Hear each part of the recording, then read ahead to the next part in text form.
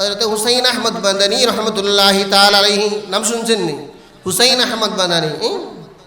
হযরত হুসাইন আহমদ মাদানী রহমতুল্লাহি তাআলা আলাইহি একবার সফরে বাইর হইছেন, বিমানে সফর করতেছেন, টিকিট নিছেন ভিআইপি সিট, ফার্স্ট ক্লাসের সিট।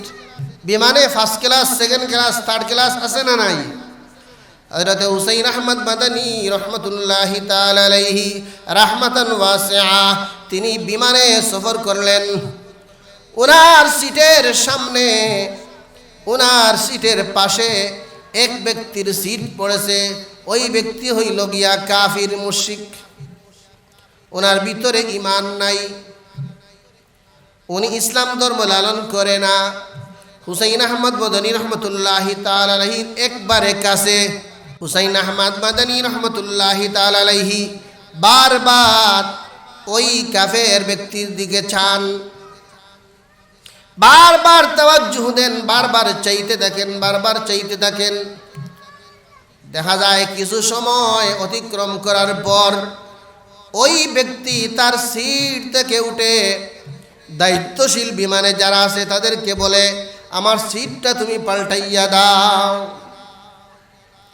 তখন বিমানের দায়িত্বশীলরা বলে, আপনার সিট কিভাবে পাল্টাইয়া দিব? আপনি হইলেন ভিআইপি সিটের অধিকারী, আপনি হলেন আমাদের বিমানের ফার্স্ট ক্লাসের প্যাসেঞ্জার, আপনাকে তো আরেকটা ভিআইপি সিট দেওয়ার মতো সিট খালি নাই। কি সমস্যা? আমাদেরকে রাখা হয়েছে আপনাদের সমস্যাগুলো দেখার জন্য, আপনাদের সমস্যাগুলোর সমাধান করার জন্য। আপনি নির্দ্বিধায় বলুন কি সমস্যা, আমরা সমাধান করার চেষ্টা করব। কিন্তু ওই কাফের ব্যক্তি বলতে পারে না,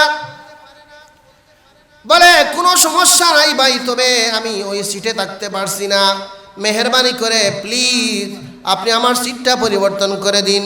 এমন না চুড়বান্দা সিট পরিবর্তন না করলে মানে না। কিন্তু ভিআইপি প্যাসেঞ্জার তো ভিআইপিতে দিতে হবে, কোনো সিট খালি নাই। তখন তারা খুব চাপাইয়ে ধরলো, ভাই সমস্যাটা কি? কোনো সমস্যা তো দেখি না।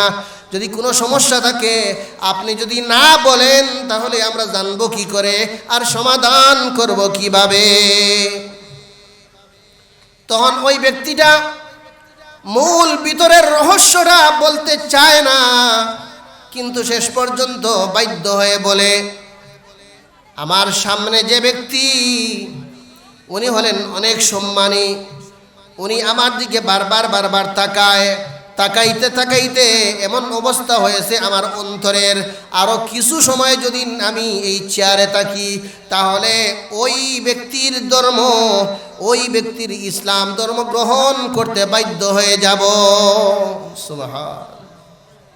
হুসাইন আহমদ মাদানী রহমতুল্লাহি তাআলা আলাইহির চোখ দ্বারা তাকানো, যে দৃষ্টি, যে তাওয়াজ্জু, এইটা এত পাওয়া, সে নিজে বলতেছে উনি আমার দিকে তাকানোর কারণে আমার দিলের অবস্থা এমন হয়েছে, আরও কিছু সময় যদি এখানে বসি আর ওনার তাওয়াজ্জু আমার দিকে পড়ে, উনি যদি আমার দিকে এইভাবে তাকাইতে থাকে তাহলে আমি ওনার ধর্ম গ্রহণ না করে আর পারবো না। এই জন্য মেহেরবানি করে আমার সিটটা পরিবর্তন করে দিন। তাহলে তাকওয়াওয়ালার সুহবতে যদি কোনো মানুষ যায় তাহলে সুহবতে সেও মুত্তাকি হতে পারবে কি পারবে না?